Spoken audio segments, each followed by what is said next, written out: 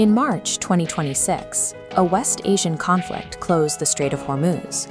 In an instant, one of the world's most critical shipping lanes went dark. India's energy profile reveals the scale of the threat. 40% of the country's crude oil and 90% of its liquefied petroleum gas, or LPG, suddenly had no way out of the Persian Gulf. The global markets reacted immediately. Brent crude prices jumped from $80 to over $90 a barrel in a matter of days, threatening to spike freight costs and disrupt transportation networks across the country. For India, a distant military conflict became a direct threat to the nation's core economic engine. On the mainland, that oceanic shipping freeze translated into a household emergency. Over 32 crore Indian households, roughly 320 million homes, rely on these physical, imported LPG cylinders to cook their daily meals. The agricultural sector faced a similar crisis. India relies on imports of liquefied natural gas to manufacture crop fertilizers, a supply chain that hit a bottleneck right before the critical Kharif sowing season.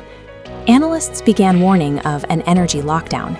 Without immediate intervention, domestic gas reserves were projected to be entirely depleted within weeks. To survive the shortage, the Indian government executed absolute state control over the nation's energy supply.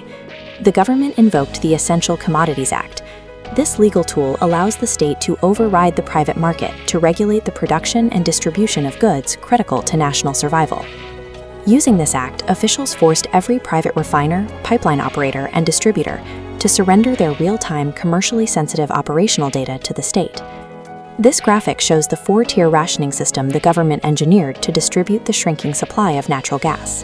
Priority 1 guaranteed 100% of average supply to residential households. Priority 2 capped fertilizer plants at 70% of their average consumption to prevent a collapse of the food supply. To protect those top tiers, Priority 3 and 4 forced industrial and petrochemical sectors to slash their consumption to 80%, with the threat of a total cutoff if stocks continued to fall. The state established a rigid hierarchy, choosing to halt heavy industrial output so that citizens could continue to cook and farm. The government also launched a parallel macroeconomic intervention. They established a 1.05 lakh crore rupee economic stabilization fund, injecting over $12 billion to absorb the shock of global price spikes. But financial buffers could not create physical gas. The government needed a way to stretch existing LPG reserves. They issued a 90-day ultimatum. Any household or housing society with access to piped natural gas must connect to the pipeline grid within 3 months. Those who failed to switch would see their LPG cylinder supply permanently severed.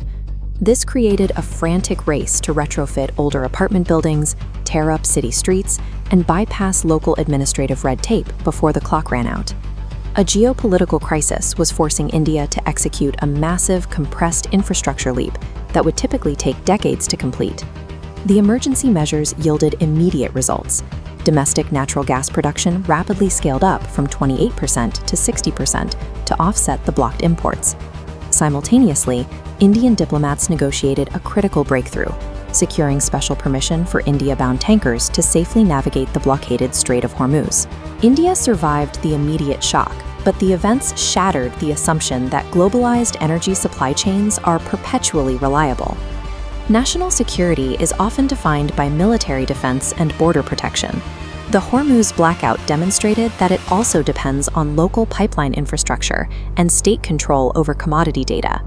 National sovereignty now includes the physical ability to pipe your own energy when the global market shuts down.